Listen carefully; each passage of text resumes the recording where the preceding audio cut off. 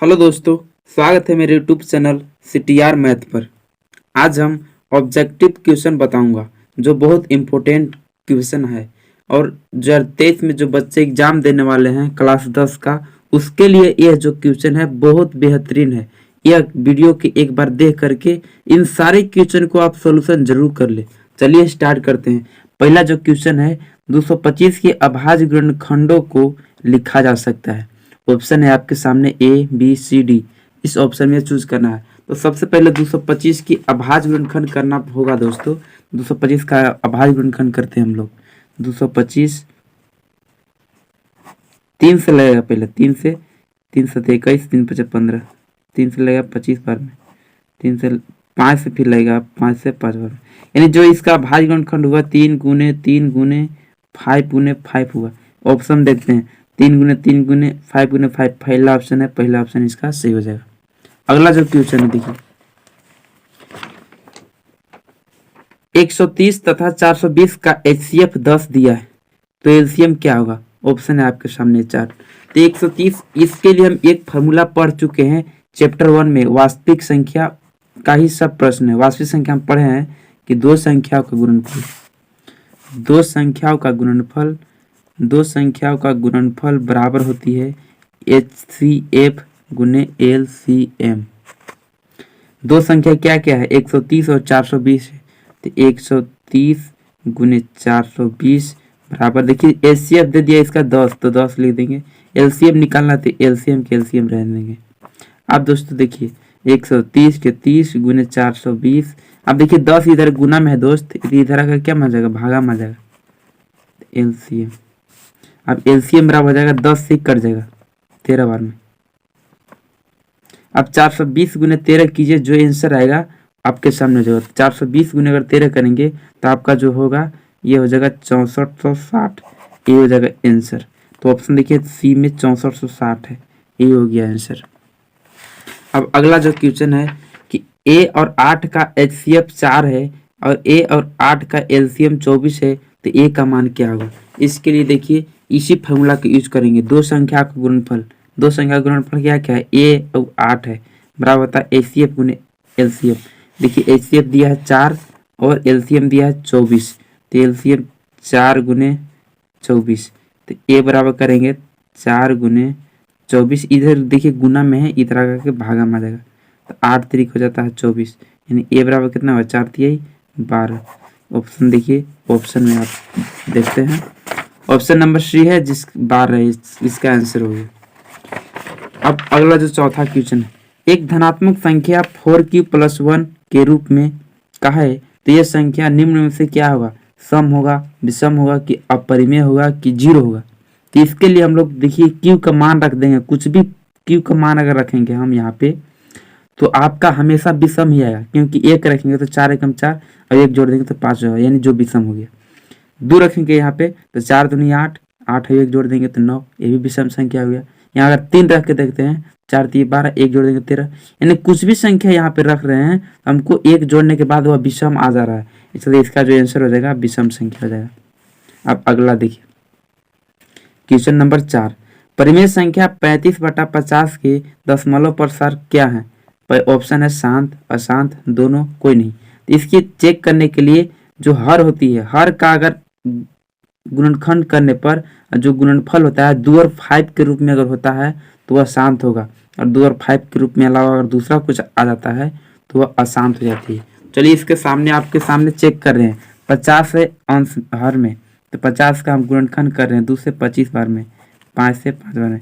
जो इसका गुणनखंड आया 2 और 5 एक रूप में आया, 2 और 5 के अलावा और कुछ नहीं आया, यही चलते इसका जो है दशमलव प्रसार हो जाएगा, शांत हो जाएगा। दोस्तों अभी से आप क्लास 10 में बेहतरीन अंक प्राप्त करना चाहते हैं तो हमारे चैनल को सब्सक्राइब जरूर कर दें, ताकि हर इस तरह का वीडियो आप तक तुरंत पहुंच जाए और आपकी एग्जाम की तैयारी अच्छी हो सके। चलिए अगला क्वेश्चन की ओर चलते हैं। अगला क्वेश्चन 5 नंबर, 306 तथा 657 का HCF 9 है तो LCM क्या होगा। सेम फार्मूला लगाएंगे। देखिए दो संख्या का गुणनफल बराबर होता है HCF गुने LCM होता है, नहीं वाला, इसी फार्मूला का लगाएंगे। फिर से हम दो संख्या का गुणनफल, दो संख्या क्या है 306 और 657 है, तो 306 गुने 657 बराबर होता है HCF गुने LCM, HCF गुने LCM, HCF 306 गुने 657, LCM दे दिया इसका, HCF दे दिया, देखिए HCF दे दिया 9 है, HCF बराबर 9 ले देते हैं, LCM नहीं दिया, LCM के LCM देते हैं, 306 के 6 गुने 657, ये देखिए 9 गुना में इतना रहा कि क्या मजा आएगा, भागा मजा आएगा, LCM। अब 9 से 1 कट जाएगा, कितना बार, 34 बार में कट जाएगा। आप 34 गुने 657 कीजिए LCM। अब LCM बराबर 34 गुने 657 आप करने पर 22, 33, 8 इतना आ जाएगी। ये जो हो जाएगा आंसर। ऑप्शन देखते हैं, 22, 33, 8 इसका जो सही आंसर है ऑप्शन बी हो जाएगा। अगला क्वेश्चन है छठा नंबर क्वेश्चन है 15 और 25 का HCF ज्ञात कीजिए। 15 और 25 का HCF आप जोन तरीके से बनाना चाहेंगे बना लेंगे, हम अब भाज्य गुणनखंड से बनाते हैं। 15 और 25, 15 का भाज्य गुणनखंड 3 गुने 5 हो जाएगा, और 25 का हो जाएगा 5 गुने 5। जो मिल रहा है वही इसका HCF हो जाएगा, एक ही मिल रहा है खाली 5, इसका HCF हो जाएगा 5। ऑप्शन देखते हैं, ऑप्शन नंबर ए 5 है, चलते ही इसका आंसर हो जाएगा। अब अगला क्वेश्चन है 135 के अभाज्य गुणनखंडों के गुणनफल के रूप में लिखा जा सकता है, तो इसको आप 135 के अभाज्य गुणनखंड कीजिए। 3 से कटेगी, 3 चौके 12, 3 पचे 15, 3 से कटेगी, 3 एकम 3, 3 पचे 15, 3 से कटेगी 5। इसका जो अभाज्य गुणनखंड हो जाएगा 3 गुने 3 गुने 3 गुने 5 हो जाएगा। ऑप्शन देखते हैं, 3 गुने 3 गुने 3 गुने 5, 3 गुने 3 गुने 3 गुने 5, जो इसका आंसर हो जाएगा ऑप्शन सी हो जाएगा। अब अगला क्वेश्चन है 26 तथा 91 का महत्तम समावर्तक 13 दिया है, 26 और 91 का लघुत्तम समावर्तक ज्ञात कीजिए। यानी देखिए जिसमें HCF दिया रहता है और LCM निकालना रहता है, तो सेम इसी फॉर्मूला को बार बार यूज करते हैं हम लोग। दो संख्या का गुणनफल बराबर होता है HCF गुने LCM, तो इसी फॉर्मूला का सेम यूज करेंगे। दो संख्या का गुणनफल, दो संख्या क्या क्या है, 26 और 91 है, तो 26 गुने 91 बराबर होता है HCF गुने LCM। तो HCF दे दिया है 13 लिख दिए, LCM नहीं दिया है, LCM के LCM। अब LCM बराबर निकालेंगे 26 गुने 91 बटा 13, गुना में इस तरह के भागा में जाएगा, 13 सत्ते 91, LCM गुने हो जाएगा 642 के 2, 7 गुने 14, 14 4 18, 182, यही हो जाएगा आंसर। तो इस ऑप्शन देखते हैं 182, ऑप्शन नंबर बी है। अब अगला 9 नंबर क्वेश्चन है आपके सीन, धनात्मक सम पूर्णांक निम्न में से किस रूप का हो सकता है। धनात्मक सम पूर्णांक का रहा, सम पूर्णांक, तो इसमें Q के स्थान पर आप रख के देखिए सभी में मान, आप देखिए +1 अगर जुटा हुआ है, चाहे प्लस, कुल मिलाकर के इस तरह के चेक करने के लिए जो प्लस किया जाता है, प्लस अगर धनात्मक यानी सम रहेगा तो जानिए कि सम हो जाएगा उसका, लेकिन जो प्लस अगर विषम संख्या प्लस किया रहेगा इस तरह में तो वह विषम होती है। इसमें कुछ नहीं किया है तो इसका जो सम पूर्णांक होगा ये होगा। इसमें अगर कुछ भी Q के स्थान पर रहेंगे तो 3 उसमें जोड़ने पर वो विषम ही आ जाएगा। चलिए इसका ऑप्शन डी हो जाएगा 2Q। अब अगला क्वेश्चन है 11वां क्वेश्चन, 156 को अभाज्य गुणनखंडों को गुणनफल के रूप में लिखा जा सकता है। तो 156 जो है इसका गुणनखंड कीजिए, आप लोग गुणनखंड कीजिएगा तभी आएगा। गुणनखंड करते हैं 156 का, 156 इसको 2 से लगाते हैं, 7 दूनी 14, 78 दूनी हो जाएगा 156, फिर 2 से लगाते हैं 39 दूनी 78, 3 से लगाते हैं 13 3 39, इसका जो गुणनखंड हो जाएगा 2 गुने 2 गुने 3 गुने 13। ऑप्शन देखते हैं, 2 गुने 2 गुने 3 गुने 13, 2 गुने 2 गुने 3 गुने 13, ऑप्शन नंबर डी है, जो इसका सही आंसर ऑप्शन नंबर डी हो जाएगा।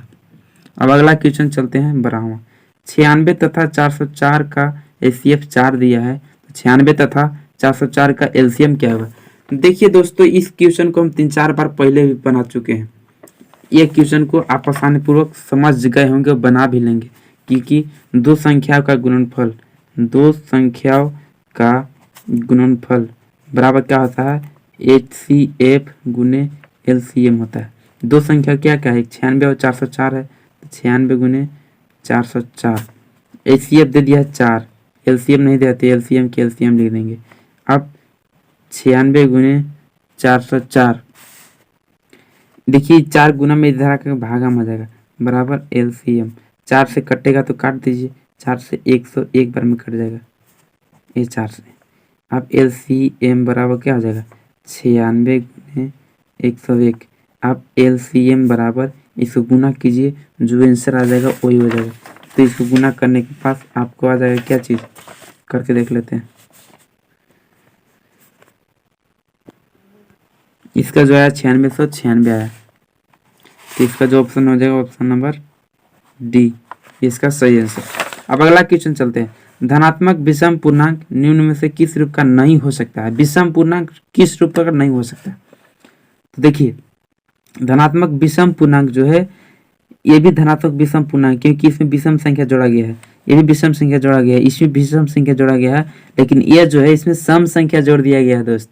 इस चलते इसका जो आंसर हो जाएगा ऑप्शन नंबर बी हो जाएगा, क्योंकि यह विषम पूर्णांक नहीं हो सकता है, यह सम पूर्णांक होगा। अब अगला क्वेश्चन 14 नंबर चलते हैं। 12, 15 और 21 का एलसीएम ज्ञात कीजिए। यह सिंपल क्वेश्चन, एलसीएम आपको आता होगा। एलसीएम 12, 15 और 21, इसका एलसीएम निकाल लीजिए आप आसानी पूर्वक। इसको क्या से लाएंगे, 3 से लाएंगे। 3 चौके 12, 3 पचे 15, 3 सते 21। अब लगेगी नहीं लगेगी तो छोड़ दीजिए। 7 से 35, 35 दूनी 70 दूनी 140, 140 दिया कितना देगा जी 420। इसका जो एलसीएम हो जाएगा, इसका आंसर हो जाएगा 420, ऑप्शन नंबर बी। यह सिंपल क्वेश्चन था यार। 120 के अभाज्य गुणनखंडों को गुणनफल के रूप में लिखा जा सकता है। बहुत बेहतरीन क्वेश्चन है। 120 के अभाज्य गुणनखंड निकाल लीजिए आप। 2 से लाएंगे 60 बार में, 2 से लाएंगे 30 बार में, 2 से लाएंगे 15 बार में, 3 से लाएंगे 5 बार में। यानी इसका जो अभाज्य गुणनखंड हो गया 2 गुने 2 गुने 2 गुने 3 गुने 5, 2 गुने 2 गुने 2 गुने 3 गुने 5। तो इसका जो पहला है यही ऑप्शन सही है, चलते इसका यह हो जाएगा सही आंसर। अब अगला क्वेश्चन चलते हैं 16 नंबर क्वेश्चन। 140 के अभाज्य गुणनखंडों को गुणनफल के रूप में लिखा जा सकता है। तो 140 के अभाज्य गुणनखंड निकाल लीजिए आसानी पूर्वक। 140 लिखिए इस तरह से, 2 से लाएंगे कितना 70 पर दूनी 140 है, 2 से 35 दूनी 140, 35 दूनी 70 होता है। फिर कितना से लगेगा 5 से लगेगा 7 से 35। इसका जो अभाज्य गुणनखंड हो जाएगा 2 गुने 2 गुने 5 गुने 7। देखते हैं 2 गुने 2 गुने 5 गुने 7 के हैं। ये देखिए ऑप्शन नंबर डी, 2 गुने 2 गुने 5 गुने 7। इसका जो आंसर होगा डी हो जाएगा। अब देखिए लास्ट क्वेश्चन, 17/8 का दशमलव प्रसार शांत होता है या अशांत। तो शांत और अशांत को चेक करने के लिए क्या करते हैं, जो ऊपरी वाला अंश होता है नीचे वाला हर का अगर अभाज्य गुणनखंड 2 और 5 के रूप में आ जाता है तो वह शांत होता है। तो 8 का जो अभाज्य गुणनखंड निकालते हैं,